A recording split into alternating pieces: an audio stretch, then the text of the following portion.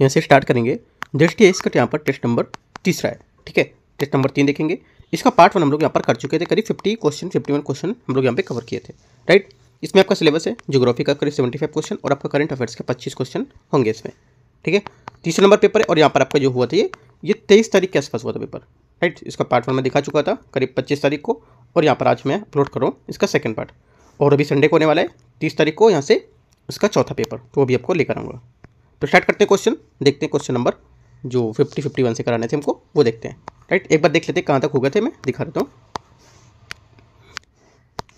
ये 50 तक पूरे हो गए थे, ठीक है। 51 से स्टार्ट करते हैं, देखते हैं। 51 नंबर क्वेश्चन यहाँ से निम्नलिखित कथनों पर विचार करना है।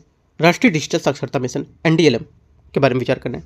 के अंतर्गत योजना आधारित डिजिटल साक्षरता प्रशिक्षण जो लक्ष्य समूह का आयु का 14 से 60 वर्ष है।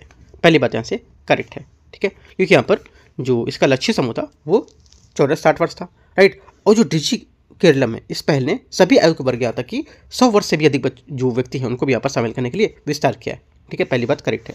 सेकेंड, केरल को भारत का पहला पूर्णतः डिजिटल साक्षर राज्य यहाँ पर बनाने में सहायक डिजी केरलम पहल के तहत 100 वर्ष से अधिक आयु के लोगों को सभी आयु के वर्गों को यहाँ पर डिजिटल प्रशिक्षण को लेकर विस्तार किया है। सेकेंड बात भी यहाँ से क्या होगी, करेक्ट है, ठीक है। तो आंसर क्या होगा, आंसर यहाँ से दोनों बातें सही है, तो सी यहाँ से करेक्ट आंसर है। 52 नंबर है जिला बाढ़ गंभीरता सूचकांक के संबंध में विचार करना है। इसे IIT मद्रास और IIT गुवाहाटी के शोधकर्ताओं द्वारा संयुक्त रूप से विकसित किया गया है। पहली बात स्टेटमेंट यहाँ से क्या होगी, गलत है, ठीक है। पहली बात इसकी गलत होगी, क्यों, क्योंकि यहाँ पर ये बोला है कि IIT दिल्ली और IIT गांधीनगर द्वारा यहाँ पर किया गया था, ना कि IIT गुवाहाटी और मद्रास। सेकेंड बात, इसके तहत बाढ़ की अवधि, प्रभावित जनसंख्या, मृत एवं घायल लोग, ऐतिहासिक घायल जो रूप से प्रभावित बाढ़ से प्रभावित क्षेत्रों को जिला की जो रैंकिंग है वो दी जाएगी, ठीक है, उस पर की जाएगी। सेकेंड बात भी यहाँ से ये करेक्ट होगा, ठीक है। पहली बात इसकी गलत थी, ओनली 2 करेक्ट है, आंसर यहाँ से बी सही बात है। क्वेश्चन 53, राष्ट्रीय राजमार्ग प्राधिकरण national highway authority of India द्वारा शुरू किए गए जो प्रोजेक्ट आरोहण है उसका उद्देश्य क्या था। प्रोजेक्ट आरोहण का उद्देश्य यहाँ पर क्या है, देखो इसका उद्देश्य होगा कि जो टोल प्लाजा है उसमें कर्मचारियों के लिए बच्चों की शिक्षा समर्थन करना, ठीक है। ये क्या होगा, यहाँ से करेक्ट आंसर होगा। प्रोजेक्ट आरोहण राष्ट्रीय राजमार्ग प्राधिकरण और जो वर्टिस इंफ्रास्ट्रक्चर ट्रस्ट है उसके बीच एक सहयोग पहल होगा, जिसे टोल प्लाजा में कर्मचारियों के बच्चों की शैक्षणिक आकांक्षाओं का समर्थन करने के लिए लॉन्च किया गया है। यह परियोजना आर्थिक रूप से कमजोर वर्ग, EWS, अनुसूचित जाति, अनुसूचित जनजाति, अन्य पिछड़ा वर्ग और अल्पसंख्यक समुदाय के छात्रों को, विशेष रूप से लड़कियां और प्रथम पीढ़ी के शिक्षार्थी जो उनको वार्षिक छात्रवृत्ति मेंटरशिप प्रदान कर देगी, ठीक है। पहला चरण इसका जुलाई 2025 से मार्च 2026 तक होगा। मैं इसमें कक्षा 11 मतलब क्लास 11 तक के स्नातक तक के अंतिम वर्ष तक के 500 छात्रों को 12,000 रुपये प्रत्येक, है ना, प्रत्येक को यहाँ पर, और स्नातकोत्तर उच्च शिक्षा को यहाँ पर 50 मेधावी छात्र चयन किए जाएंगे, जिसमें 50,000 प्रत्येक को शामिल किया जाएगा, ठीक है। और इसको लेकर के 1 करोड़ रुपये ये धनराशि दी गई है, इंपॉर्टेंट है, याद रखना है। तो आंसर क्या होगा, ए यहाँ से करेक्ट है। 54 है CATCH कैच ग्रांट प्रोग्राम के संबंध में निम्नलिखित कथन पर विचार करना है, देखते हैं। पहली बात, ये ऑन्कोलॉजी में AI संचालित नवाचार को बढ़ावा देने के लिए क्रम में नीति आयोग तथा नेशनल कैंसर ग्रिड की संयुक्त पहल होगी। पहली बात यहाँ से गलत है, क्योंकि यहाँ पर कैंसर AI और टेक्नोलॉजी चैलेंज जिसको कैच बोलते हैं, ठीक है, अनुदान कार्यक्रम India AI independent business division IDB द्वारा नेशनल कैंसर ग्रिड NCG के बीच एक सहयोग पहल होगी, तो ये बात गलत हो जाएगी। सेकेंड, इसके तहत कैंसर स्क्रीनिंग एवं उपचार में AI आधारित समाधान हेतु तकनीकी नव प्रवर्तन तथा क्लिनिकल साझेदारों के प्रति चयनित परियोजना को अधिकतम 50 लाख रुपए प्रदान किए जाए शामिल होगा। सेकेंड बात क्या होगी, सेकेंड बात यहाँ से इसकी स्टेटमेंट सही है, ओनली 2 करेक्ट है, आंसर यहाँ से 54 का क्या होगा, बी बात करेक्ट है।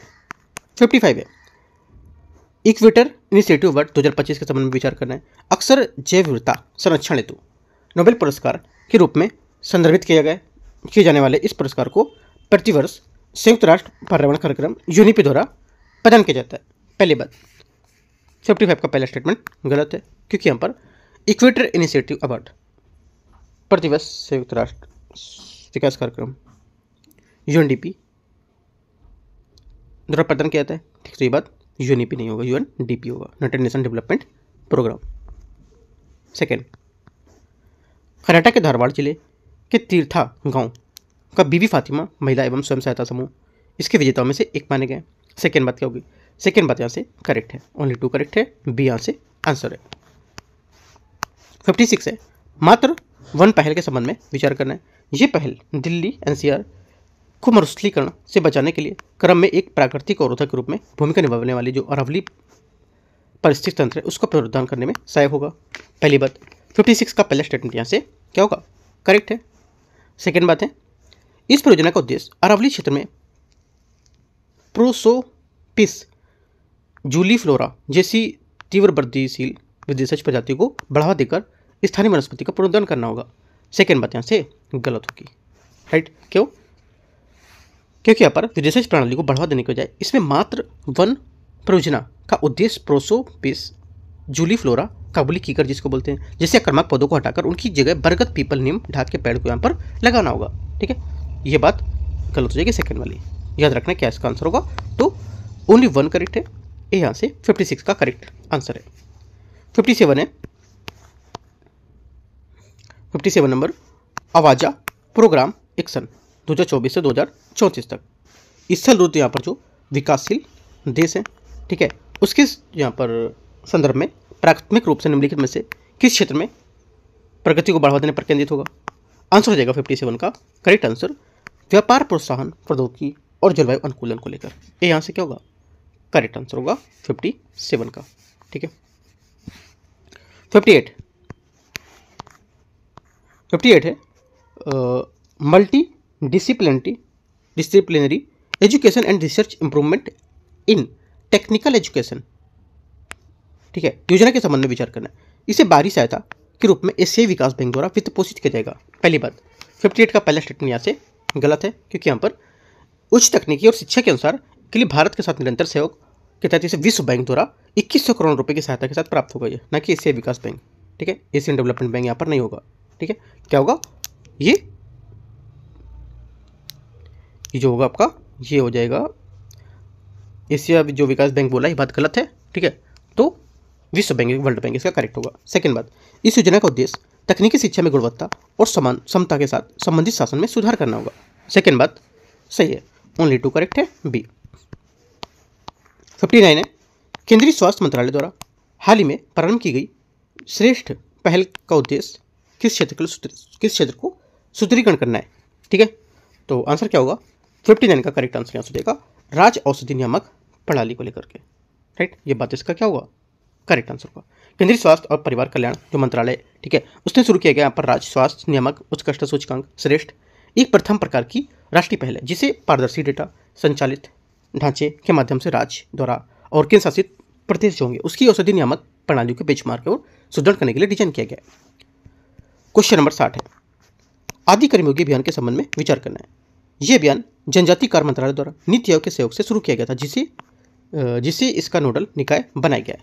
पहली बात, सृष्टि का पहला स्टेटमेंट क्या होगा? यहाँ से ये गलत होगा। क्यों गलत है? देखो गलत इसलिए क्योंकि यहाँ से जो ये बोला है जनजातीय कार्य मंत्रालय द्वारा शुरू किया गया था आदि कर्मयोगी अभियान, ठीक है, राइट, और नीति आयोग के सहयोग से नहीं शुरू किया गया था ये, ठीक है। तो विश्व का सबसे बड़ा जनजाति ग्रामीण स्त्री नेतृत्व है और यहाँ पर जनजातीय कार्य मंत्रालय द्वारा ही शुरू किया गया था, तो ये बात गलत हो जाएगी। पहली, नीति आयोग इसमें नहीं था। ये मौजूदा पहल फ्लैगशिप कार्यक्रम प्रधानमंत्री जनजातीय आदिवासी न्याय महाअभियान को प्रतिस्थापित करेगी, ये भी बात गलत है, क्योंकि यहाँ पर इसका अभियान को मौजूदा जो योजना है उसको प्रतिस्थापन नहीं करेगा, बल्कि उसी को लेकर के यहाँ पर ये और थोड़ा सा इसमें डेवलप करेगा, ठीक है। दोनों बातें गलत है। आंसर क्या होगा? ना तो 1 ना ही 2। 61 है लद्दाख में इसरो के स्पेस एनालॉग मिशन के संबंध में विचार करना है। इसका उद्देश्य अंतरिक्ष उड़ान के संबंध में शारीरिक मनोवैज्ञानिक तथा परिचालन संबंधी चुनौती का अध्ययन करना था। पहली बात, 61 का पहला स्टेटमेंट क्या होगा? यहाँ से ये 61 का पहला स्टेटमेंट हो जाएगा जो आपका ये करेक्ट है। सेकंड, मंगल ग्रह की प्रारंभिक परिस्थितियों में पारामणि समानता के कारण तुषार घाटी को इस मिशन के लिए चुना गया था। सेकंड बात क्या होगी? सेकंड बात भी सही है। तीसरी बात है, अच्छा तीसरी बात नहीं दे रखा है, दोनों बातें करेक्ट है, सही पूछा है तो सी। 62 राष्ट्रीय करियर सर्विस एनसीएस पोर्टल के संबंध में विचार करना है। इसे शिक्षा मंत्रालय द्वारा छात्रों के व्यावसायिक मार्गदर्शन, प्रशिक्षुता और जॉब मैचिंग सर्विस प्रदान करने के क्रम में एक डिजिटल प्लेटफॉर्म के रूप में लॉन्च किया गया। पहली बात, 62 का पहला स्टेटमेंट यहाँ से गलत है। क्यों? क्योंकि यहाँ पर श्रम एवं रोजगार मंत्रालय द्वारा यहाँ पर शुरू किया गया था, ना कि शिक्षा मंत्रालय द्वारा। बात गलत हो जाएगी। मुख्य रूप से ये विविध क्षेत्रों रोजगार के अवसर होगा उसको प्रदान करने पर केंद्रित होगा। सेकेंड बात स्टेटमेंट इसका करेक्ट है। पहली बात यहाँ से क्या है? पहली बात इसकी गलत हो गई, राइट। तो आंसर क्या होगा? आंसर यहाँ से केवल 2 बी करेक्ट है। 63 है, भारत में permanent account number pan number के संबंध में विचार करना है। व्यवसाय या पैसे से संबंधित ऐसे किसी व्यक्ति को पैन प्राप्त करना अनिवार्य होता है जिसका टर्नओवर एक वित्तीय वर्ष में 5 लाख से अधिक होगा। पहली बात, पहला स्टेटमेंट यहाँ से क्या होगा? करेक्ट है, सही बोल रहा है। सेकेंड, चैरिटेबल ट्रस्ट को पैन की आवश्यकता नहीं होती है क्योंकि उनकी आय पर आयकर अधिनियम के तहत कराधान से पूरी छूट मिलती है। ये बात गलत है, ठीक है। सेकेंड बात गलत होगी। क्यों? क्योंकि यहाँ पर चैरिटेबल ट्रस्ट के आयकर अधिनियम धारा 139(4) के तहत रिटर्न प्रस्तुत करना आवश्यक होता है, ठीक है। तो ये बात गलत हो जाएगा। तीसरा, एक वित्तीय वर्ष में 2.5 लाख से अधिक वित्तीय लेन देन में संलग्न प्रत्येक अनिवासी संस्था को उससे संबंधित व्यक्तियों को पैन प्राप्त करना अनिवार्य होता है। ये भी बात सही है। 1 और 3 सही है। आंसर यहाँ से सी। 64 है, निम्नलिखित देशों पर विचार करना है। आर्मेनिया, बेलारूस, कजाकिस्तान, किर्गिज गणराज्य, रूस, अजरबैजान। इनमें से कितने यूरेशियन आर्थिक संघ में शामिल हैं? आर्थिक संघ में शामिल कौन कौन? आंसर हो जाएगा, देखते हैं। एक तो देखो, जो आर्थिक संघ में यहाँ पर शामिल होगा, ये आर्थिक एकीकरण को बढ़ावा देने के लिए यूरेशियन आर्थिक संघ विधि द्वारा स्थापित किया गया एक अंतर्राष्ट्रीय संगठन है। पहली बात तो इंपॉर्टेंट ये है, राइट। और एक अंतर्राष्ट्रीय विधिक व्यक्तित्व के साथ अपने सदस्यों के बीच ये वस्तु सेवा और जो पूंजी श्रम है उसकी मुक्त आवागमन को लेकर सुनिश्चित करता है, ठीक है। साथ ही संधि और संबंधित जो समझौते होते हैं उसको भी यहाँ पर नीति का पालन करता है, ठीक है। अब देखते हैं यहाँ पर कौन कौन से सदस्य है। एक तो कौन? आर्मेनिया, करेक्ट है, राइट। और बेलारूस सही है, कजाकिस्तान सही है, और किर्गिज गणराज्य भी करेक्ट है, रूसी संघ ये भी करेक्ट है, लेकिन अजरबैजान यहाँ से इसमें नहीं होगा। ओनली 5 स्टेटमेंट इसके सही है। 65 नंबर देखते हैं। 65 है, हाल ही में समाचारों में देखा गया विशेष रुपया वोस्ट्रो खाता निम्नलिखित में किसे संदर्भित करता है? वोस्ट्रो खाता किसे संदर्भित करता है? करेक्ट आंसर हो जाएगा, करंट में था न्यूज़ में, ये याद रखना है। देखो, वोस्ट्रो खाता वो होता है जो जिसे घरेलू बैंक किसी विदेशी बैंक की ओर से घरेलू मुद्रा में संचालित करता है। भारत के मामले में ये मुद्रा रुपया होगी, ठीक है। ऐसे खाते घरेलू बैंकों को सीमा पार वित्तीय जो आवश्यकता वाले ग्राहकों को अंतर्राष्ट्रीय बैंकिंग प्रदान करने में सक्षम होते हैं। तो यहाँ से क्या होगा? ये बात इसकी करेक्ट आंसर है इसका। अगर देखते हैं क्वेश्चन नंबर 66, खेलो इंडिया वाटर स्पोर्ट्स फेस्टिवल 2025 के संबंध में विचार करना है। इसका आयोजन जम्मू कश्मीर खेल परिषद द्वारा किया गया था। पहली बात, 66 का पहला स्टेटमेंट करेक्ट है। महाराष्ट्र, गुजरात, तमिलनाडु ने पदक तालिका में शीर्ष 3 स्थान प्राप्त किए हैं। सेकेंड बात क्या होगी? सेकेंड बात यहाँ से गलत है क्योंकि मध्य प्रदेश, उड़ीसा और केरल शीर्ष 3 यहाँ पर जो प्रदर्शन करने वाले राज्य थे। महाराष्ट्र यहाँ पे इसमें नहीं है, ठीक है। आंसर क्या होगा? 66 का करेक्ट आंसर हो जाएगा आपका ए, केवल एक बात सही है। 67 है, पारंपरिक खेल धीरियों जिसको बोलते हैं इसके संबंध में विचार करना है। ये गोवा का एक पारंपरिक सांड युद्ध खेल है, ठीक है, जिसमें 2 विशेष रूप से पाले जाने वाले प्रशिक्षित किए गए सांडों के बीच शक्ति प्रदर्शित प्रतियोगिता होती है। पहली बात, पहला स्टेटमेंट 67 का क्या होगा? यहाँ से करेक्ट है। तमिलनाडु के जल्लीकट्टू की तरह जो ये धीरियों को सर्वोच्च न्यायालय द्वारा सांस्कृतिक खेल के रूप में मान्यता दी गई है तथा विनियमित शर्तों के तहत इसे आयोजन की अनुमति दी जाती है। सेकेंड बात क्या होगी? सेकेंड बात यहाँ से गलत क्योंकि यहाँ पर इसके विपरीत है ये, राइट। तमिलनाडु का जल्लीकट्टू जिस पर वर्ष 2014 में प्रतिबंध लगा दिया गया था और सर्वोच्च न्यायालय ने 2023 तक इसे सांस्कृतिक प्रथा मानते हुए वह ठहराया था। ये बात गलत है। ओनली 1 करेक्ट है। आंसर यहाँ से ई करेक्ट है 67 का। 68 है, निम्नलिखित कारकों में से कौन लाल सागर जैसे अवध या बंद महासागर इनक्लोज सी जिसको बोलते हैं उसमें उच्च लवणता है तो मुख्य रूप से उत्तरदायी होगा? कौन? आंसर हो जाएगा 68 का। देखो, समुद्री जल की लवणता घुले जल में लवणों की सांद्रता को दर्शाती है जिसकी समानता प्रति 1000 भाग, ठीक है, में व्यक्त किया जाता है, राइट।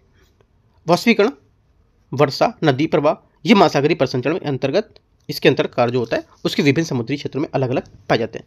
लाल सागर जैसे अवध जो समुद्र हैं उसमें उच्च सौर ताप और अत्यधिक जलवायु शुष्क के कारण वाष्पीकरण की दर बहुत अधिक होती है। ठीक है, इंपॉर्टेंट बात है, याद रखना है। तो यहाँ से जो आंसर हो जाएगा आपका जो बी स्टेटमेंट है, वाष्पीकरण की दर उच्च होने के साथ अलवणीकरण जल में सीमित प्रवाह, बी यहाँ से करेक्ट आंसर होगा। 69 है, निम्नलिखित पर विचार करने महासागरीय धारा का प्रवाह, हम्बोल्ट धारा। ठीक है, क्या होगा देखते हैं 69 को। हम्बोल्ट धारा आपका यहाँ से हो जाएगा जो स्टेटमेंट है ये ठंडी है, करेक्ट है। सेकेंड, ब्राजील धारा, ये क्या है, गर्म होगी, ये भी करेक्ट है। कैलिफोर्निया ठंडी है और पूर्व ऑस्ट्रेलिया धारा गर्म है, चारों बातें करेक्ट है। तो यहाँ पर पूछे कितने सही होंगे, तो सभी स्टेटमेंट क्या होगा, करेक्ट है। तो डी यहाँ से 69 का करेक्ट आंसर है। 70 नंबर है, भारत में दक्षिण पश्चिम मानसून के संबंध में विचार करना है। अरब सागर शाखा में पश्चिमी घाट में मूसलाधार वर्षा होती है, जबकि महाराष्ट्र, कर्नाटक और तेलंगाना के आंतरिक भागों में छायावृष्टि क्षेत्र बनता है। पहली बात करेक्ट है। सेकंड, बंगाल की खाड़ी शाखा पूर्वी हिमालय के पास विभाजित हो जाती है, जिससे उत्तर पूर्व में मूसलाधार वर्षा होती है और गंगा मैदानों में पश्चिम की ओर वर्षा कम हो जाती है। सेकंड बात क्या होगी, सेकंड बात भी यहाँ से करेक्ट है। दोनों बातें क्या है, सही है, क्योंकि यहाँ पर जो बंगाल की खाड़ी उसमें शाखा पूर्वी हिमालय से पहुंचने पर दो उप शाखाएं में विभाजित हो जाता है। एक शाखा उत्तर पूर्व की ओर और जिसमें यहाँ पर पूर्वोत्तर पहाड़ियों का ब्रह्मपुत्र घाटी में वर्षा होती है और जिसमें असम, मेघालय सम्मिलित होते हैं। ठीक है, और दूसरा गंगा के मैदानों के साथ यहाँ पर उत्तर पश्चिम की ओर बढ़ती है। दोनों बातें करेक्ट है, सी 70 का आंसर सही है यहाँ से। 71 है, तटीय भू आकृतिकरण के संबंध में निम्नलिखित भू आकृतियों पर विचार करना है। देखते हैं 71 को। पहला आंसर है समुद्री भृगु, समुद्री कंदराएं, पुलिन और समुद्री मेहराब। आंसर क्या होगा, 71 का जो आंसर हो जाएगा यहाँ से ये, एक तो देखो यहाँ से जो अपरदनात्मक और निक्षेपणात्मक तटीय भू आकृतियाँ समुद्र जो लहरी क्रिया होती है उसके द्वारा निर्मित होती है, जिनसे अपरदनात्मक भू आकृतियाँ उबड़ खाबड़ और उच्च उभार वाली टेक्टोनिक रूप में सक्रिय और तटीय रेखाओं से अत्यधिक प्रबल होती है। ठीक है, इसमें आपका आएगा समुद्री भृगु, समुद्री कंदराएं और समुद्री मेहराब, यहाँ पर इसमें सही होगा, लेकिन पुलिन यहाँ से इसमें नहीं होगा। ठीक है, क्योंकि यहाँ पर इसके विपरीत पुलिन निक्षेपणात्मक भू आकृतियाँ जो लहरों और धाराओं को द्वारा जमा किए गए रेत और कंकड़ के अवसादों को संचयन से बनती हैं। तो 1, 2, 4 करेक्ट है, तीन बातें सही हैं। 72 है, निम्न अक्षांशों में महासागरों का औसत सतही तापमान लगभग 26 डिग्री सेंटीग्रेड होता है और ध्रुवों पर धीमे धीमे कम होते हुए 0 डिग्री सेंटीग्रेड पर पहुंच जाता है। ठीक है, तो पहला क्या होगा, पहला स्टेटमेंट यहाँ से इसका करेक्ट है। उत्तरी गोलार्ध में अधिकतम और न्यूनतम वार्षिक महासागर क्रमशः तापमान अगस्त और फरवरी के मंथ में दर्ज किया जाता है। सेकेंड बात क्या होगी, सेकेंड बात यहाँ से इसका ये भी करेक्ट है। तीसरा, महासागरों में वार्षिक तापांतर खुले महासागरों की तुलना में बंद महासागरों में कम होता है। ये बात यहाँ से गलत होगी, क्योंकि यहाँ पर उत्तरी अटलांटिक महासागर में प्रमुखों में जो महासागर होता है सबसे अधिक वार्षिक परास प्रदर्शित करता है। ठीक है, तो ये बात गलत होगी। ठीक है, क्योंकि यहाँ पर अंतर्देशीय समुद्रों में सीमित जल विनिमय के कारण वार्षिक तापांतर लगभग 12 डिग्री सेंटीग्रेड खुले महासागरों की तुलना में अधिक होता है। ओनली 2 करेक्ट है, दो बातें यहाँ से 1, 2 सही है। 73 देखते हैं। 73 है, निम्नलिखित कथनों पर विचार करना है। मालवा पठार लावा प्रवाह से निर्मित है, पहली बात। 73 का पहला स्टेटमेंट करेक्ट है। ठीक है, सेकेंड है, विंध्य पठार मुख्यतः नदी समुद्री निक्षेपों से निर्मित होता है, सेकेंड बात भी करेक्ट है। तीसरा, छोटा नागपुर पठार मुख्यतः ग्रेनाइट से निर्मित है, तीसरी बात भी करेक्ट है। तीनों बातें क्या यहाँ से सही है, आंसर 73 का सी। एक फैक्ट वाला पॉइंट है, आपको याद रखना है, यहाँ से घुमा के स्टेटमेंट आपसे क्वेश्चन पूछ सकता है, बट तीनों बातें आपको सही पता होनी चाहिए तीनों।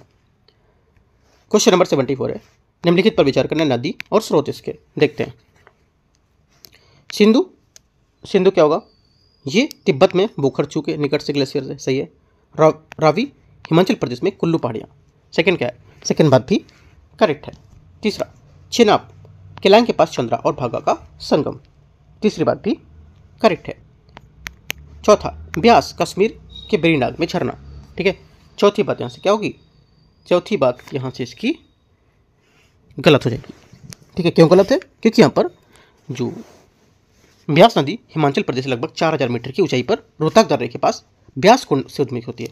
हरि के पास सतलुज मिल जाती है, तो ये बात गलत होगी इसकी। ओनली 1 2 3 करेक्ट है, 3 बातें सही है। 75 है, निम्नलिखित नदियों में कौन गंगा नदी की बाईं तटवर्ती सहायक है? आंसर हो जाएगा 75 का, जो आंसर होगा यहाँ से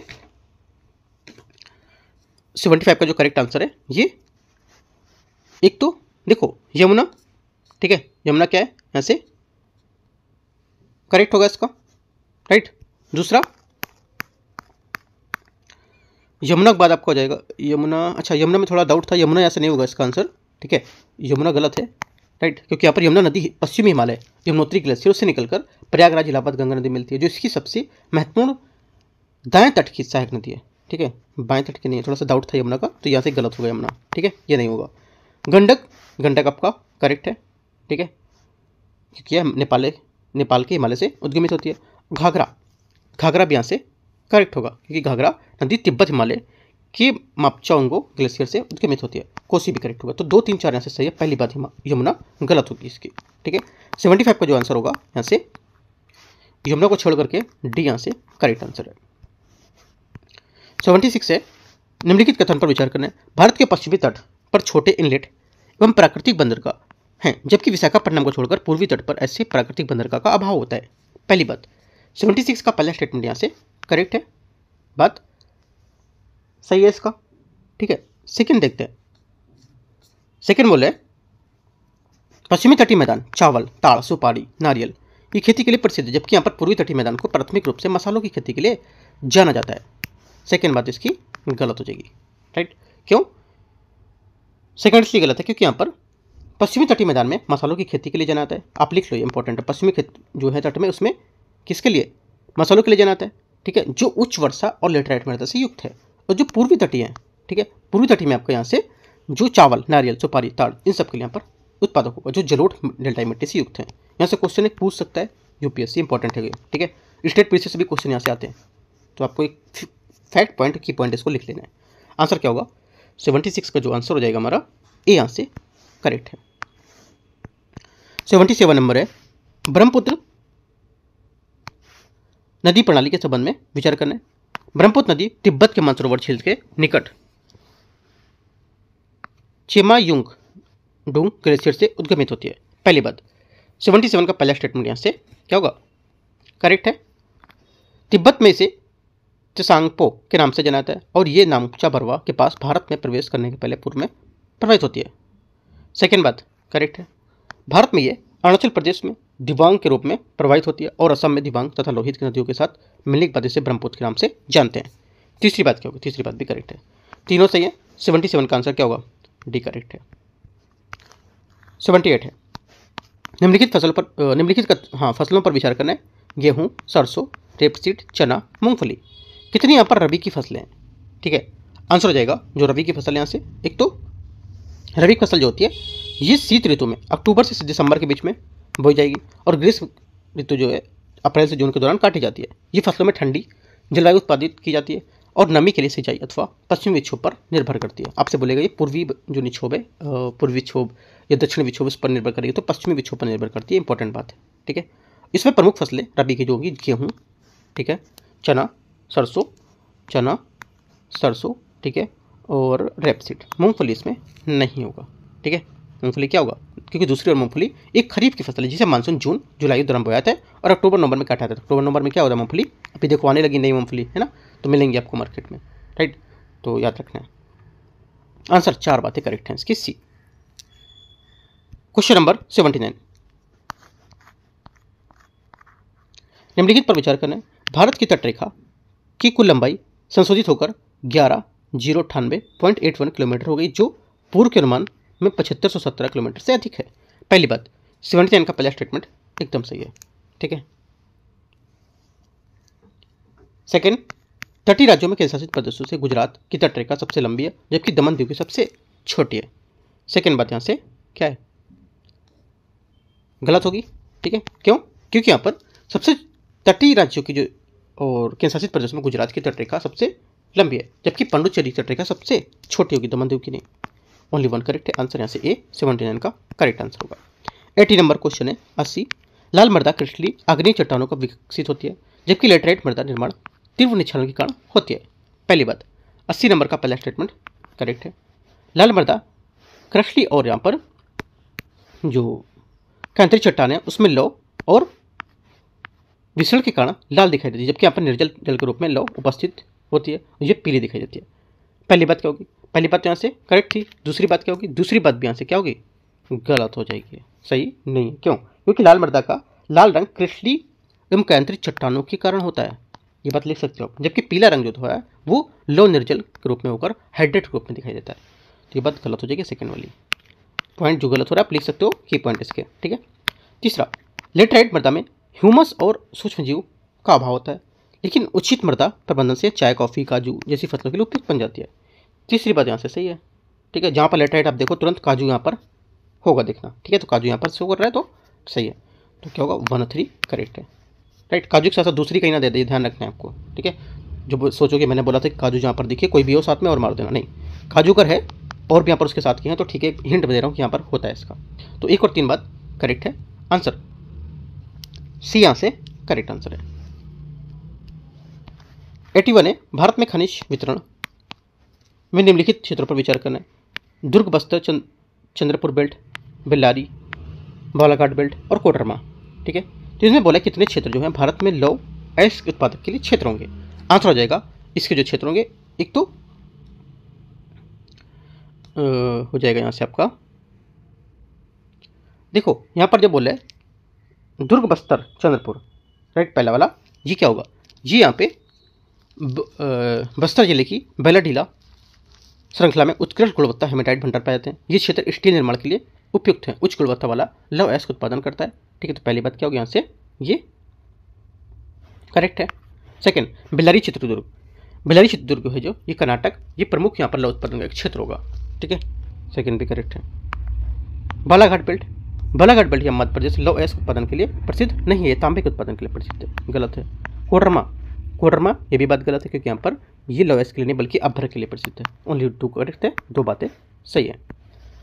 82 है, 82 नंबर, निम्नलिखित पर विचार करें। कथन 1, कथन 2। उत्तर पश्चिम भारत में दक्षिण पश्चिम मानसून का निवर्तन सितंबर माह में शुरुआत में प्रारंभ होता है। पहली बात 82 का जो पहला स्टेटमेंट होगा यहाँ से क्या होगा, करेक्ट है। सेकंड, सूर्य का दक्षिणायन और विस्तृत मानसूनी वर्षा शीतलहर प्रभाव के कारण तापमान में गिरावट आती है। सेकंड बात यहाँ से ये भी करेक्ट है, क्योंकि यहाँ पर इसकी व्याख्या कर रहा है, ठीक है, दोनों एक दूसरे सही है और इसकी व्याख्या भी कर रहे हैं। 82 का आंसर ए सही है।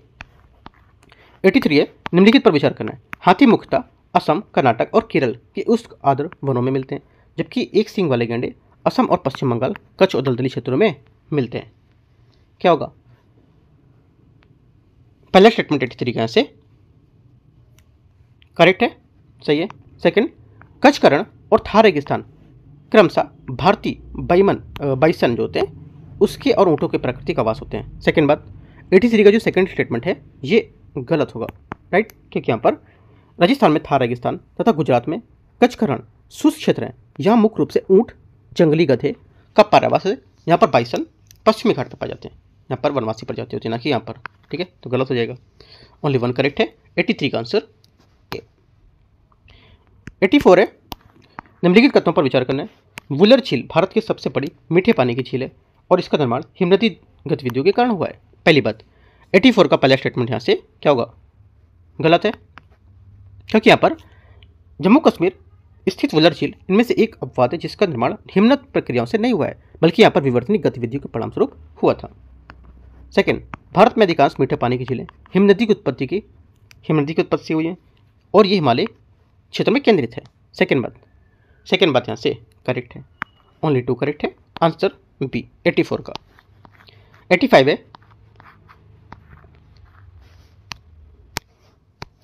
85 नंबर है, भारत में कोयला क्षेत्रों के संबंध में विचार करना है। टर्सरी कोयला क्षेत्र मुख्यतः प्रायद्वीपीय क्षेत्र में स्थित है, जिसमें मध्य प्रदेश, उड़ीसा और तेलंगाना जैसे राज्य शामिल हैं।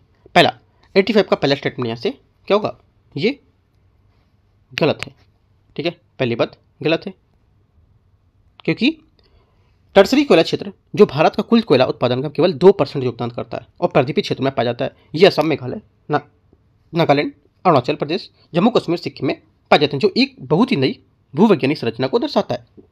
पहली बात गलत है। औषधि उत्पत्ति वाले गोंडवाना क्षेत्र में कोयला की जो कुल कोयला यहाँ पर भंडार है उसमें 99% 98% हिस्सेदारी है। ये बात सही है। सेकंड वाली बात इसकी करेक्ट है, क्योंकि यहाँ पर गोंडवाना में कोयला का मुख्यतः औषधि है और यहाँ पर कुल कोयला भंडार का लगभग 98% हिस्सा इन्हीं में होता है। ठीक है, ओनली 2 करेक्ट है। Answer B. 86 है, जेठ धाराओं में भारत की जलवायु और उनके प्रभाव के संबंध में विचार करना है। देखते हैं। शीत ऋतु के दौरान पश्चिमी जेठ धाराएं भूमध्यसागरीय क्षेत्र से पश्चिमी विक्षोभ लाने के लिए उत्तरदायी होती हैं, जिससे उत्तरी भारत में वर्षा तथा हिमपात देखने को मिलता है। पहली बात 86 का पहला स्टेटमेंट यहाँ से करेक्ट है। दूसरा, ग्रीष्म ऋतु के दौरान जो तिब्बती पठार इसमें गर्म होने के कारण पश्चिमी जेठ धाराएं मजबूत हो जाती हैं, जिससे क्या होता है प्रायद्वीपीय भारत में दक्षिण पश्चिम मानसून का आगमन सहायता होगी। सेकेंड बात क्या होगी? सेकेंड बात यहाँ से गलत है, राइट, क्योंकि यहाँ पर ग्रीष्म जो ऋतु है उसमें ऊपरी वायुमंडल में परिसंचरण विपरीत दिशा में हो जाता है, जिससे क्या होता है पश्चिमी जो जेट स्ट्रीम है इसकी जगह पूर्वी जेट स्ट्रीम आ जाती है, जिससे तिब्बती पठार तीव्र और तापन के कारण बनी होती है। ये पूर्वी जेट से 15 डिग्री उत्तर के पास प्रायद्वीपीय भारत से होकर प्रवाहित होती है और दक्षिण जो पश्चिम मानसून है इसके आगमन में सहायता प्रदान करती है। तो सेकेंड बात इसकी क्या है? गलत हो जाएगी। ठीक है, ओनली 1 करेक्ट है। आंसर 86 का जो होगा करेक्ट आंसर ए बात सही है। क्वेश्चन नंबर 87 है, निम्नलिखित पर विचार करें। कोरियोलिस बल के प्रभाव के कारण पूर्वी पवनें उत्तरी गोलार्ध में वायुमंडल में उड़ जाती हैं, जिससे वे उत्तर पश्चिम दक्षिण पूर्व की ओर प्रवाहित होती हैं। पहली बात 87 का पहला स्टेटमेंट यहाँ से क्या होगा? ये गलत है, क्योंकि यहाँ पर जो पूर्वी पवनें जिन्हें व्यापारिक पवनें भी कहा जाता है, ये उपोष्णकटिबंधीय उच्च दबाव जो बेल्ट होता है उससे भूमध्य रेखा से निम्न दाब क्षेत्र में प्रवाहित होती हैं। ठीक है, और उत्तरी गोलार्ध में ये पवनें उत्तर पूर्व से दक्षिण पश्चिम दिशा की ओर चलती हैं, जबकि दक्षिण गोलार्ध में ये दक्षिण पूर्व से उत्तर पश्चिम की ओर चलती हैं। ये बात आपको नोट करके लिखना है, इंपॉर्टेंट है। इसकी दिशा कोरियोलिस प्रभाव से निर्धारित होती है, और चूंकि ये पूर्व से ही उत्पन्न है यहाँ पर, इसलिए पूर्वी पवनें भी इसको कहा जाता है। इंपॉर्टेंट बात है, बहुत इंपॉर्टेंट बात है, आपको इसको लिख के रख लेना है। ठीक है, सेकंड, गरजता 40, प्रचंड 50 और चीखता 60 मुख्यतः उत्तरी गोलार्ध में संबंधित है। इस टाइप का क्वेश्चन यूपी पीसीएस ने पूछा था इस बार। ठीक है, तो सेकंड क्वेश्चन क्या होगा? सेकंड स्टेटमेंट ये बात इसकी गलत हो जाएगी, क्योंकि यहाँ पर प्रचंड 40 डिग्री और 60 दक्षिण को लेकर प्रचंड रूप में स्थिरता के साथ प्रभावित होता है। अपनी तीव्र गति के कारण इन पेटियों में गरजती 40 और प्रचंड 50 चीखता 60 के नाम से इनको जानते हैं। ठीक है, तो यहाँ से ये बात गलत होगी। ये बोला उत्तरी गोलार्ध से संबंधित, तो ये बात गलत है, राइट, क्योंकि यहाँ पर ये दक्षिणी गोलार्ध में होता है। ठीक है, आंसर ओनली 1 करेक्ट है। 87 का ए बात ए नहीं, पहली बात क्या थी? पहली बात भी इसकी गलत थी। हाँ, पहली बात भी यहाँ से इसकी गलत थी, क्योंकि कोरियोलिस बल के कारण यहाँ पर जो उत्तरी गोलार्ध था यहाँ पे गलत था इसका, है ना, क्योंकि यहाँ पर जो मैंने बताया उत्तर से जो स्टेटमेंट बताया था कि आपका इंपॉर्टेंट है, लेकिन बात गलत थी। ठीक है, दोनों बातें इसकी गलत हैं, लेकिन ये बात पहली वाली इंपॉर्टेंट है, ये बताया मैंने, राइट। आंसर क्या होगा? डी यहाँ से करेक्ट है। क्वेश्चन 88 है। देखो, क्वेश्चन को ध्यान से समझना है। जब भी आपको पढ़ना है तो वो चीज़ उतना आप कर रहे हो तो उतने माइंड वहीं पर आपका होना चाहिए। ठीक है, आगे 88 नंबर, पवन विशेषताएं और क्षेत्र। देखते हैं इसको, क्वेश्चन नंबर 88 को। यहाँ से करना क्या है, इसमें ये बोला है कि कितने सही सम्मिलित हैं, इनको बताना है कि सही पवनों की स्थानीय जानकारी बतानी कौन सी होगी। लेविज, लेविज क्या होगा? लेविज यहाँ से हो जाएगा आपका ये स्पेन, स्पेन में होगा क्षेत्र, सही है। गर्म शुष्क पवन, ठीक है, क्या होगा? गर्म शुष्क पवन, तो यहाँ पर शुष्क जो पवन है ये होगी लेपिज। ठीक है, तो यहाँ से सहारा से स्पेन की ओर प्रभावित होने वाली एक शुष्क व धूलयुक्त पवन है, राइट। ये देखते हैं आगे कौन सा होगा, पहले समझा लेते हैं। दूसरा जोंडा, जोंडा क्या होगा? देखो, जोंडा जो है ये अर्जेंटीना, ठीक है, ये तो करेक्ट हो गया, और उत्तरी अफ्रीका और अरब के बीच यहाँ पर होंगी, और इसकी विशेषता होती है गर्म शुष्क और धूलयुक्त। ठीक है, गर्म शुष्क और धूलयुक्त जोंडा, सही है। बोरा, बोरा क्या होगा? बोरा होगा ये आपका ठंडी पवन होती है। क्या होता है? ठंडी पवन होती है, गर्म नहीं होती है। बात पहले तो गलत हो गई। बुरान क्या होगा? बुरान है ये क्या मध्य जो एशिया में और रूस में बहती है। ठीक है, ये आपकी ठंडी पवन है, ये बात सही है, राइट। तो आंसर क्या होगा, 1, 2 और 4 सही है, तीसरी वाली बात गलत है। तो 3 स्टेटमेंट इसके सही है। क्वेश्चन नंबर 89, निम्नलिखित पर विचार करने। रात में ठंडी सघन पवनों की घाटी के नीचे की ओर प्रवाह होने वाली घाटी समीर उत्पन्न होती है। पहली बात, 89 का पहला स्टेटमेंट यहाँ से क्या होगा, ये करेक्ट नहीं है, गलत है, क्योंकि यहाँ पर प्रवृत्ति और घाटी जो होती है समीर दैनिक पवन प्रणाली का एक उदाहरण होती है। ये अधिक उच्चावच और अंतर वाले अथवा उच्च क्षेत्रों में विकसित होती हैं। दिन के समय सूर्य की घाटी पवन की तेजी से गर्म करता है, जिससे क्या होता है, गर्म पवन ऊपरी ढलानों की ओर बढ़ती है, जिससे गर्म पवन उठती है और जिससे घाटी पवन का निर्माण होता है। ये बात गलत है। दिन के समय जब पर्वतीय ढलानों का तापमान घाटी तल की तुलना में तीव्र घाटी से बहता है, तब पर्वतीय समीर उत्पन्न होता है। सेकेंड बात गलत है, क्योंकि यहाँ पर रात्रि में स्थिति में विपरीत होती है इसकी, क्योंकि रात्रि में पर्वतीय समीर तेजी से ठंडी होती है और ठंडी पवन घनत्व अधिक होता है, इसलिए क्या ये पर्वत के ऊपरी ढलानों के नीचे की ओर प्रवाहित होती है, जिससे पवन समीर का निर्माण होता है। सेकंड गलत है। तीसरा, पर्वतीय समीर और घाटी समीर के मिलने से स्थानिक दैनिक पवन प्रणाली का निर्माण होता है, जिससे क्या होता है, दिन और रात के बीच प्रवाह दिशा में विपरीत हो जाएगी। तीसरी बात सिर्फ करेक्ट है, ओनली तीसरी बात करेक्ट है। आंसर यहाँ से ए सही है। क्वेश्चन 90 है, निरपेक्ष और सापेक्ष आर्द्रता के संबंध में विचार करना है। निरपेक्ष आर्द्रता से तात्पर्य वायु के एक निश्चित आयतन विद्यमान जलवाष्प की वास्तविक मात्रा से होता है। ठीक है, पहली बात क्या होगी, पहला स्टेटमेंट यहाँ से जो होगा 90 का ये करेक्ट है। सेकंड, सापेक्ष आर्द्रता जो होता है इसके तापमान के साथ परिवर्तन होता है, क्योंकि यहाँ पर ये समान तापमान पर वायु में उपस्थित जलवाष्प की वास्तविक मात्रा की उसकी अधिकतम नमी के कारण क्षमता का उत्पाद होता है। सेकेंड बात भी यहाँ से क्या होगी, सही हो जाएगी। दोनों बातें करेक्ट है, 90 का आंसर सी सही है। 91 है, कोपेन वर्गीकरण के संबंध में विचार करना है। देखते हैं इसको 91 को। पहला बोला एफ क्या होता है। देखो एफ ये है उष्णकटिबंधीय उष्ण और आर्द्र जलवायु। ठीक है, पहली बात करेक्ट है। ठीक है, इसका उपसमूह में विभाजित किया गया एफ में। BWH शुष्क जलवायु, सॉरी BWH है ना, तो BWH जब हो जाएगा, हाँ शुष्क जलवायु के अंतर्गत आएगा, सही बात है। तीसरा CS आपका आएगा समशीतोष्ण जलवायु के तहत। ठीक है, समशीतोष्ण जलवायु के तहत शुष्क ग्रीष्मकाल साथ मृदु, ये बात करेक्ट है। और DF होगा आपका यहाँ से शीत हिम वन जलवायु। आर्द्र महाद्वीपीय कोई शुष्क ऋतु नहीं होती है, कठोर शीत है, तो यहाँ से कठोर ठंडी कड़ाकी ठंडी, ये बात सही है। चारों बातें सही है। आंसर यहाँ से 91 का क्या होगा, डी बात करेक्ट है। चारों सभी चार करेक्ट है। 92, प्लेट सीमा की अंतरक्रियाओं के संबंध में विचार करना है। अब सारी प्लेट सीमाएं विनाशात्मक क्षेत्र कहलाती हैं, क्योंकि ये पुरानी सतह विघटन के साथ प्लेट आंतरिक भाग में क्षेपित जाती हैं। पहली बात 92 का पहला स्टेटमेंट यहाँ से क्या होगा, गलत है, क्योंकि यहाँ पर अब सारी प्लेट सीमाएं वे क्षेत्र होते हैं जहाँ विवर्तनिक प्लेट एक दूसरे से दूर होती हैं और संचलन में नवीन भूप्रपट्टी का निर्माण होता है, इसलिए इन सीमाओं को रचनात्मक क्षेत्र कहा जाता है। इनके मुख्य प्रभाव में नवीन पृष्ठ का निर्माण भ्रंश शामिल होता है। ठीक है। सेकेंड, रूपांतर प्लेट सीमाएं प्लेटों के पार्श्व संचलन से संबंधित होती हैं, यहाँ समान में कोई भू आकृतिक संरचना निर्मित नहीं होती है। सेकेंड बात सही है। तीसरा, अपसारी और अभिसरण दोनों सीमाएं ज्वालामुखी संचलन से संबंधित होती हैं, जबकि रूपांतरण सीमाओं में आमतौर पर ज्वालामुखी क्रियाएं नहीं मिलती हैं। तीसरी बात करेक्ट है। ओनली 2, 3 करेक्ट है। आंसर क्या होगा, आंसर हो जाएगा ये बात सही है। 93 नंबर है, निम्नलिखित पर विचार करना है। प्रभावी ऊर्ध्वाधर अपरदन वाली नदी के ऊपरी प्रवाह मार्ग में वी आकार की घाटियां निर्मित होती हैं। पहली बात करेक्ट है। सेकेंड, निम्न नदी प्रवाह क्षेत्रों में अत्यधिक विसर्पित धाराओं वाली मुख्य धाराओं से अलग हो जाने के कारण गोखुर झीलों का निर्माण होता है।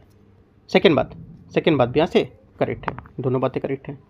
आंसर 93 का क्या होगा, सी करेक्ट है। 94 नंबर है, निम्नलिखित तत्वों पर विचार करना है। अल नीनो के दौरान प्रबल उत्प्रवाह के कारण पोषक तत्वों से भरपूर जल सतह के आने से फाइटोप्लैंक्टन की वृद्धि होती है, साथ मछलियों में अनुकूल स्थिति विकसित होती है। पहली बात 94 का आंसर क्या होगा, गलत होगा। ठीक है, क्योंकि यहाँ पर जो ये बोला है कि अल नीनो के दौरान प्रबल उत्प्रवाह से जैसे का पोषक तत्व से भरपूर होगा, ये बात गलत है। ठीक है, एल नीनो के दौरान ये व्यापारिक पवनें कमजोर हो जाती हैं, जिससे क्या है उष्ण और जल आपस में पूर्व की ओर अमेरिका से तट की ओर प्रवाहित होने लगते हैं, जिससे क्या स्पेनिश एल नीनो का अर्थ लिटिल बॉय होता है, ठीक है। और इससे क्या होता है, समुद्री पारिस्थितिक तंत्र में भी व्यापक प्रभाव पड़ता है और उस प्रभाव बाधित होने से पोषक युक्त जल नहीं पहुंच पाता है, जिसके परिणामस्वरूप फाइटोप्लैंक्टन की संख्या में कमी आने लगती है और मछलियां उन पर भोजन की उपलब्धता नहीं बना पाती अपनी, तो ये बात गलत होगी। सेकंड, ला नीना के दौरान कम उत्तर प्रवाह के कारण पोषक तत्वों में भरपूर जल प्रवाह तक नहीं पहुंच पाता, जिसके कारण यहाँ पर फाइटोप्लैंक्टन में कमी आती है। जस्ट इसकी उल्टी बात दे दी इसने, ये बात इधर होनी चाहिए, ये बात इधर होनी चाहिए थी। दोनों बातें क्या है, गलत हैं, ठीक है। तो आपको याद रखना है, ये इसको इधर करो, इसको इधर करो। ये जो बोला है कि यहाँ पर ये अल नीनो की बात कर रहा है, ये ला नीना की बात कर रहा है, दोनों बातें गलत हैं। डी यहाँ से आंसर है 94 का। 95 देखते हैं। उष्णकटिबंधीय चक्रवातों के संबंध में विचार करना है। समानता इसमें वृत्ताकार समदाब रेखाएं, पवनों का उच्च वेग और उत्तरी गोलार्ध वामावर्त संरक्षण जैसी विशेषताएं होती हैं। पहली बात, 95 का पहला स्टेटमेंट क्या होगा, यहाँ से करेक्ट होगा। सेकेंड, अधिकांश उष्णकटिबंधीय चक्रवात परिवर्तनशील डोलड्रम क्षेत्र में उत्पन्न होते हैं और उष्णकटिबंधीय महासागरों के पश्चिम किनारों पर विकसित होते हैं। सेकेंड बात, 95 का सेकेंड स्टेटमेंट क्या होगा, यहाँ से ये करेक्ट है, दोनों बातें सही है। आंसर क्या होगा 95 का सी। 96 नंबर क्वेश्चन यहाँ से देखते हैं इसको। 96 बोले निम्नलिखित देखो देशों पर विचार करना है, Germany, Poland, Serbia, Austria, Hungary, Moldova. इनमें से कितने देश डेन्यूब नदी से नदी प्रवाहित होती है, इनमें कितने देशों में डेन्यूब नदी प्रवाहित होती है। आंसर हो जाएगा 96 का करेक्ट आंसर। ये देखो, एक तो जो डेन्यूब नदी है यहाँ पर, इसका जो हो जाएगा आंसर ये जर्मनी, ठीक है, ऑस्ट्रिया, राइट, पोलैंड, यहाँ पर इसमें तो नहीं होगा पोलैंड, हंगरी करेक्ट है, मोल्डोवा, राइट, मोल्डोवा भी यहाँ पे करेक्ट है, सर्बिया भी यहाँ से करेक्ट होगा, पोलैंड इसमें नहीं होगा, तो 5 यहाँ से करेक्ट आंसर है। 97 नंबर है, निम्नलिखित कथनों पर विचार करना है। कथन 1, कथन 2, कथन 3। उत्तरी गोलार्ध में समताप रेखाएं भूमि को पार करने के बाद शीतकाल में ध्रुव की ओर, ग्रीष्मकाल में विषुवत रेखा की ओर मुड़ जाती है। पहली बात, 97 का जो पहला स्टेटमेंट होगा ये क्या होगा, कि यहाँ से जो पहली बात है इसकी यहाँ से ये करेक्ट है। अगला, ग्रीष्मकाल में स्थल महासागरों की तुलना में अधिक तेजी से गर्म होते हैं, ये भी बात यहाँ से सही होगी, ठीक है। तीसरा,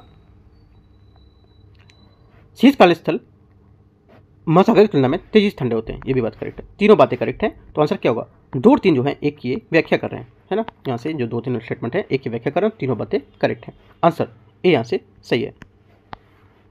98 नंबर है, कथन 1, कथन 2। सर्दियों के दौरान अंतरपर्वतीय घाटियों में पर्वतीय ढलानों से ठंडी सघन पवन घाटी उतरती है, जिससे क्या घाटी की अपेक्षाकृत उष्ण पवन ऊपर की ओर विस्थापित हो जाती है। पहली बात, 98 का पहला स्टेटमेंट करेक्ट है।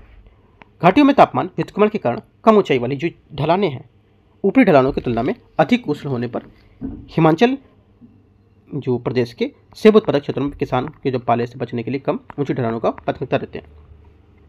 सेकेंड बात क्या होगी, सेकेंड बात भी इसकी गलत हो जाएगी, सेकेंड बात सही नहीं है। पहली बात सही, सेकेंड बात गलत है, क्योंकि यहाँ पर जो यही कारण है कि जापान में सुवा बेसिन के कारण शहतूत के वृक्ष पर हिमाचल प्रदेश में सेब के बागान के पर्वतों में निचली ढलान पर नहीं लगाए जाते हैं, ताकि यहाँ पर शीत ऋतु में पाले से बचा जा सके। ये बात गलत है, याद रखना जो मैंने पॉइंट बताया आपको, ठीक है। ओनली 1 करेक्ट है। आंसर यहाँ से 98 का पूछा क्या है, अच्छा ठीक है, 98 का पूछा कौन सा कथन सही होगा, तो करेक्ट आंसर हो जाएगा यहाँ से सी स्टेटमेंट, एक सही था दूसरा गलत था। 99 है, निम्नलिखित पर विचार करना है। महासागरों में पाए जाने वाले अधिकांश धात्विक और अधात्विक खनिज भंडार गहन महासागरीय खाइयों से उत्पन्न होते हैं। पहली बात, 99 का पहला स्टेटमेंट यहाँ से गलत है, ठीक है। क्यों, क्योंकि यहाँ पर जो महासागरों में पाए जाने वाले अधिकांश धात्विक और अधात्विक खनिज भंडार गृह गहन महासागरीय खाइयों से उत्पन्न होते हैं, बात गलत है, क्योंकि धात्विक और अधात्विक खनिज यहाँ पर ऐसे मिलते हैं जीवाश्म ईंधन, और यहाँ पर जो निमक तट है वहाँ से मिलते हैं। महाद्वीपीय निमक तट महासागर में सबसे उथले भागों में होने के कारण यहाँ पर अधिकांश समुद्री खाद्य संसाधनों से स्रोत होगा। ये बात इसकी क्या है, ये बात सही है, यही बात ऊपर होनी चाहिए थी इसी को लेकर के, लेकिन ऊपर कुछ और बोला है। तो ओनली 2 स्टेटमेंट करेक्ट है, 2 वाला बी क्या होगा 99 का आंसर हो जाएगा। क्वेश्चन नंबर 100 है, ग्रेट लेक्स के संबंध में विचार करना है। एरी झील, एरी लेक 5 ग्रेट लेक्स में सबसे उष्ण और उथली है, पहली बात।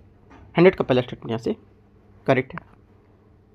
वेलैंड नहर एरी झील और ओंटारियो झील के बीच बड़े जहाज़ों के लिए दोहन की सुविधा प्रदान करती है, ये भी बात करेक्ट है।